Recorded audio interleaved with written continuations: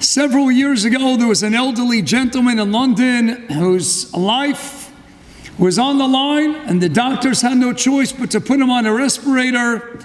He was on a respirator for quite some time, and when it came time, Baruch Hashem, he got better. He was released from the hospital and he was sent a bill.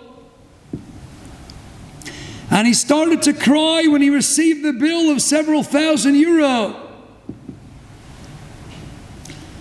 And when he was asked, why is he crying? Don't worry, we'll work out a payment plan for you. If you can't pay the several thousand euro right here and right now, don't worry about it. We'll allocate some time and you'll pay us over time. And he said, that's not why I'm crying. It's not the exorbitant fee for having been in a respirator and all those days in the hospital. It's not the bill. That's not what I'm crying about. Explain this elderly gentleman, the reason I'm crying is because after all this time in a respirator, and I see that what did it cost me? Several thousand euro. And what about my 70 plus years of living here in this world and all the countless breaths of life that I took each and every day? Imagine how much I owe the Almighty. How much do I owe to God above for every precious breath of life that He has endowed me with? If this is the cost, this is the price tag for having been on a respirator for all the past few days. Imagine how much I owe. Imagine how much each and every one of us owes a Kadosh Baruch Hu, owes the Almighty above for every moment we're here alive in this planet, every second we're alive in this world, every precious breath that escapes our lips. How much do we owe the Ribono Shel Olam? He gave us life. He gave us chayim. He gave us chiyus. How much hakor satov do we have to extend to the Almighty above? I was on the phone a couple of days ago with a respectable yid from Brooklyn. And he told me how he called up a yidid of his, a friend of his, who's a well-known Rav in Brooklyn, lost his wife several years back. And he asked him, and we'll call him Rabbi Yaakov. He said, Rabbi Yaakov, tell me, how was the Seder this year? He called him up right after the first days of Yontif, knowing that his children in light of the protocols issued nowadays, he couldn't get together with his children for Seder.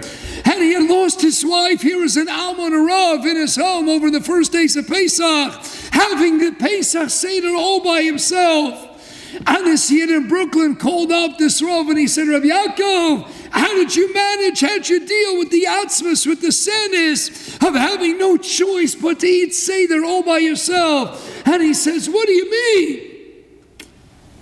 It was an unbelievable, joy-filled Seder that I had. He says, what do you mean it was joy-filled? You were all by yourself, isolated. How could you be so happy? He says, what do you mean? I was grateful to Ribono Shel Olam. I'm alive. You know how many years we lost in Brooklyn? How many Gedolim, Tzadikim, Rosh Hashivas, Manhigim, Chasidim, Anshe Maisa. Husbands, wives, fathers, mothers, grandparents, Bobbies, 80s. He said, I couldn't stop thinking all Seder long. I'm alive. I have yet another day in this world. How much more time to learn? How many more mitzvahs to fulfill? Klai, if we would only realize how precious and sacred with all the difficulties. But if you're still around and you're still alive, you have to count the blessings, and that has to begin first and foremost with the value of every precious breath, every second, every moment of our lives.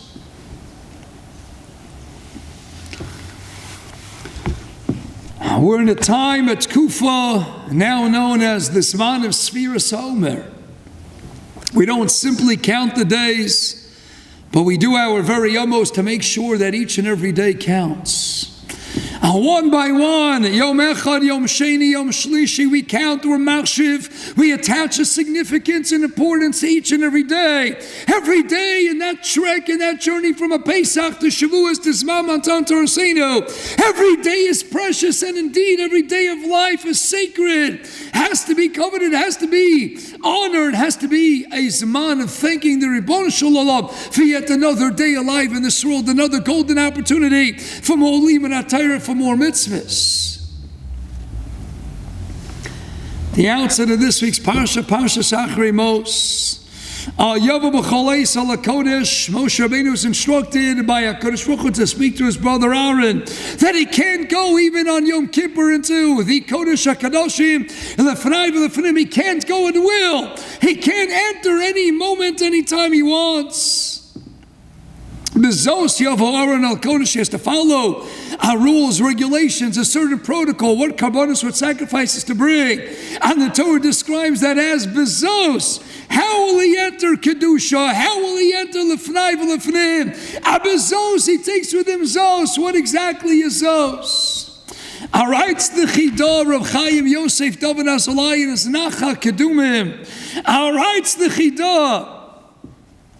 And now in Asana Tokef we say, on Rosh Hashanah and again in Yom Kippur, Tshuva, Tefillah, Tzedakah, Ma'avir, and Asura, Gezerah. And in the Sidurim, the Machzorim, you have appearing in small letters right above those three respective words, Tshuva, Tefillah, Tzedakah, Tshuva, you have the word Som, fasting, which is certainly conducive and engenders ideas of repentance. And what is Kol? The Kol Torah, the Kol Tefillah. That's Tefillah. And Mammon is Kesef, Gelt, and that's Tzedakah.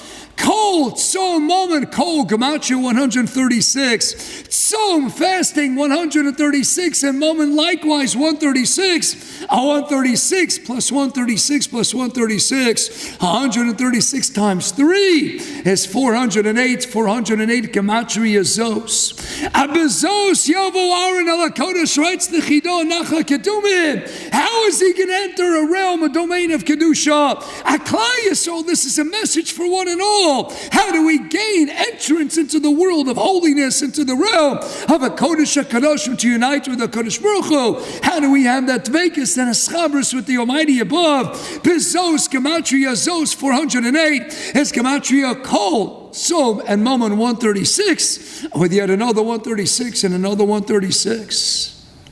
That's the idea. The Chidah continues.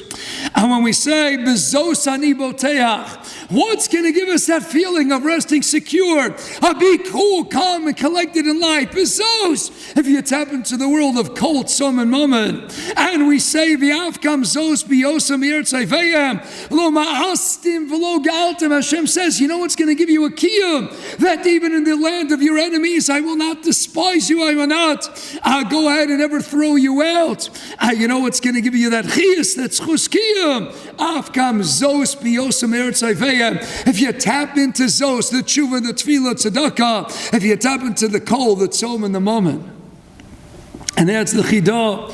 We have a well-known pasuk in Mishlei, Perek Yates, pasuk Chaf Aleph, Rabbas Machshavas B'Lavish, Atzas Hashem Yisakum, Atzas Hashem, the wise counsel of the Almighty. You know what the Atzas Hashem is? Atzas Hashem, you know what the best advice Hashem Yispark could ever give you and me and all of us? Atzas is Rosh Tevis, an acronym. Ayin is Inui, affliction, and that's Tzom, fasting, that's Tshuva. That's Sadi is Stoko, that's Mammon, that's Kesef, that's giving your money to help others. And then the tough is Tyrus Tefillah. Atzas Hashem Yisakum, you know what gives us a kiyum? Atzas Hashem, Eibishter gave us the best advice, the wisest counsel ever imaginable, and that is tap into Rosh Tevis, the acronym of Atzas, the I in the Tzadi and the Sav, the I in the Inoi, the affliction, the Tzom, the Tzadi, that's Tzukah, and the Tuf, and that's Tefillah, that's the Kol, the Tzom, the Mama. Atzas Hashem Yisakum, that's Bezos Yovo Oren Ola Kodesh. So the Chidah adds in his Chomas Anach, these are the three things that are Ma'avir Nesua Gezerah. These are the three that the Medrash writes. The Medrash Koheles, Shlosh Dvar Mevatlim Gezeras Ros, Tefillah, tshuva, and tzedakah. And that's the idea of the atzas. The tefillah is the kol, the tshuva is the tzom, is the inoi, and the tov is the tefillah. And that's the idea of what can rescue us, what can save us, what can bring us ever closer day in and day out with the Almighty above.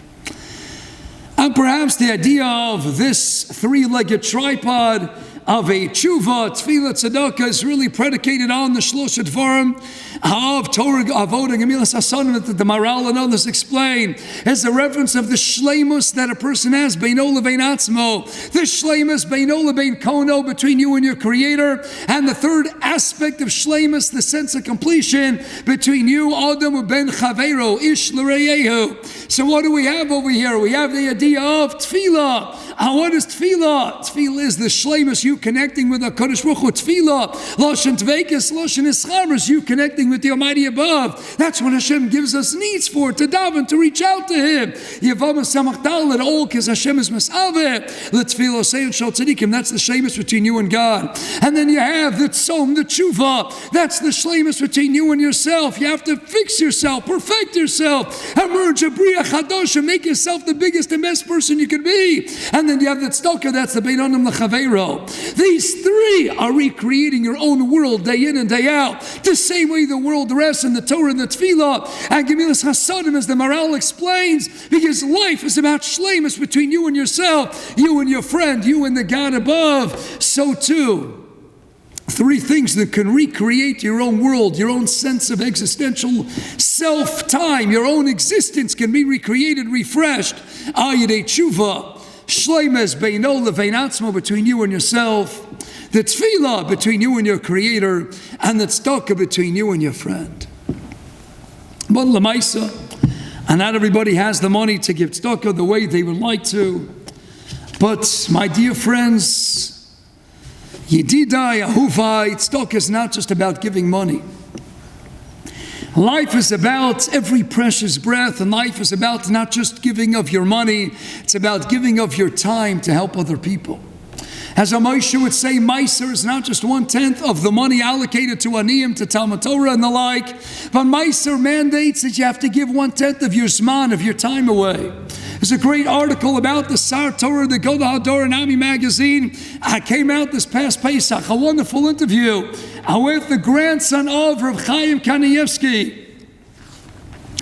And the grandson shares with us that whenever I would ask my Zaidi if he wanted me to stop all the people from coming in, the lines and lines, the hordes, the crowds of people lining up to get brachas to speak to the Goda Hador for just a few moments, I would say that my father, the Stipler, used to say that one must dedicate the Maisa from his day to the public. And even if it ends up being more than Maisa, it's not terrible, because we don't know in whose merit we are alive. We have to give of our money, but so we have to give of our time. Rav Chaim Kanievsky, he was asked again by his grandson. He says, but what do you do with all the people that are bothering you so many hours a day? He says, it's very difficult for me to describe my grandfather's labors to listen patiently your trouble, your burden, and your strife of all the thousands that are coming through the doors of Rav Chaim's home day in and day out. And one time, after a particularly long day of seeing people, Rav Chaim whispered into his grandson, into his Einiko Rabbi's ear, I know if I wouldn't be spending so much time, I'd be able to write a lot more Sfarim. And yet what? He had no charata, he had no regret, because he knew this is his mission, this is part and parcel of his Tafkid Achayim. Rav Chaim Ozer Gedzensky, the illustrious Goda Hador, a few generations back, he writes in his introduction to his Tshuvas Achiezer, and that he could have written many more volumes. We only have 3 volumes and 2 krochim of Tshuvas Achiezer, and he says that I had to dedicate so many hours, endless amount of time, to being matapel, to being involved in Almonas and Yisomim, to caring for Hashem's beloved children. I could have written many more volumes, but I understood this is my tafkid, because I have to give over not just of my money, but far more significant and indeed far more important is to give of our time to help other people. People think it's difficult in this day and age. In the midst of a coronavirus pandemic, we can work on our tshuva avada. Sequestered, isolated, quarantined in our own homes. We take out the Mesos Sharim. On Thursday night, we're thinking Tikkun Chatzos. How can we reconnect with the Eibishter? How can I make myself bigger and better and perfect myself? How work on my character traits? Granted, this time is ideal, is conducive for the hisponenus and hisponenus that's required to attain shleimus between you and yourself. Shleimus between you and your Creator. Davening to Hashem who's with you. It doesn't matter whether you're in a base Knesset, a base Menrish, wherever you might be. Hashem is with you all the time. But what about when we can't interact with our Chaveru, with our Yedida? So yes, those who have the ability, they're writing stocker checks. All the many countless people now out of work, we have to help them open up the wallets and the checkbook. And we have to assist them for all their daily Shabbos and Yom Tov needs to have to keep them afloat. But you know what's even more important sometimes than the money involved? It's the time. It's giving of your time. Your precious time. Now I've said here from the pulpit on more than one occasion that growing up, Baruch Hashem, I have the best parents in the world. And my parents, as many, I'm sure they bought me many gifts over the course of my fledgling years, teenage years, growing up in the home. I'm sure I received many gifts, but my most fond memory of the gift that my father gave me was the time that he would give us, each child one-on-one, learning with us one-on-one, giving of his time. As Shimshon Pincus writes in Tiferet Shimshon Parshas Bo, their parents, fathers who think, it's bittul Torah to give of their time, to sit down and learn with their son. I would have to learn a Mishnah with my son. I could be chasering the daf. I could be learning something much more in depth. I'm much more mean. That's not bittul Torah. That's the most valuable time. That's what the children crave and yearn for the most. That quality time of my father, my mother spending with each and every one of their 8 children, all that individual time is tremendous. And yes, the time that my father spent taking me out as I grew up a New York Islanders hockey fan, taking me out to an Islanders game just one-on-one, and not to my brothers and not to my other siblings, a one-on-one, taking me out to Nassau Coliseum to watch my favorites, Mike Bossy, Brian Tranier, Achrei kach that I was able to get a hockey puck, and for years, I treasured that hockey puck, not because I cared so much about the puck, but the memento that it represented one of the best nights of my years growing up. That quality time, an entire day spent with my father. It was unbelievable. Quality time. Can you imagine how much time Rav Chaim Ozer allocated?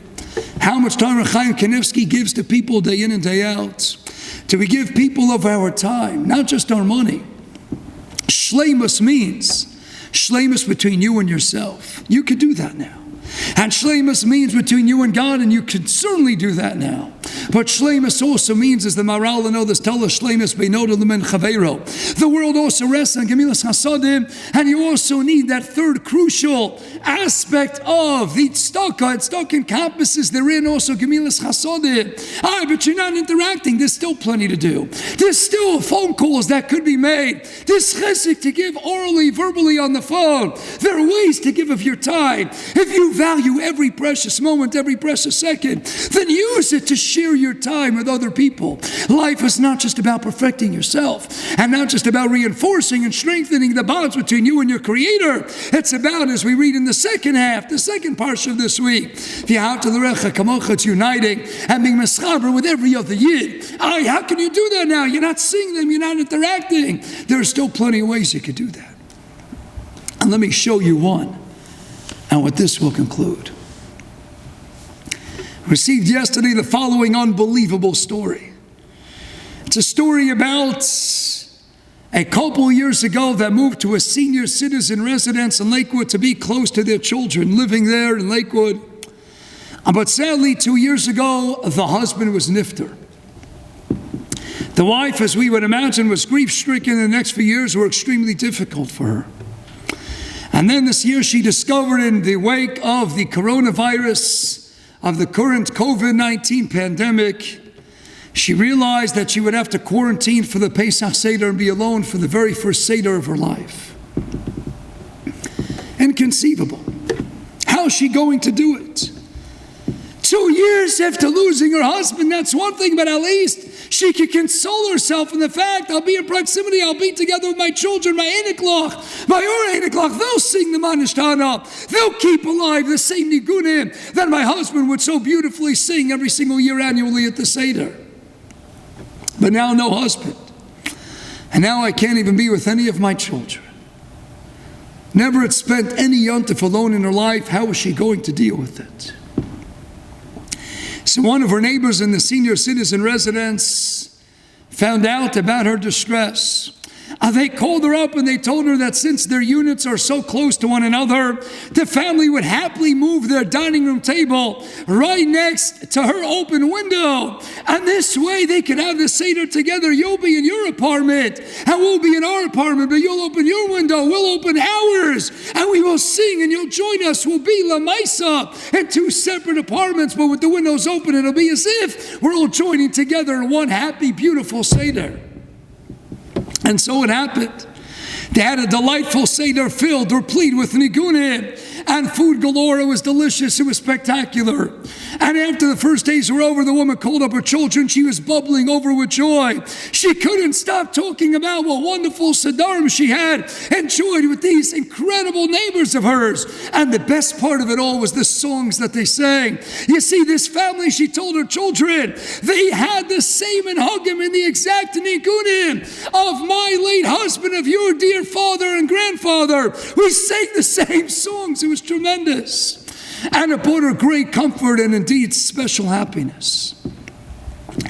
Little did she know that this couple had called each and every one of her children before Pesach arrived to hear the songs of their late father. And the sons sang all the songs that their father usually sang at the table. And they sent over the songs through recorded messages to this couple so that the family could practice, so that the father could memorize for that Seder night. And they sang the songs, not that they were accustomed to singing.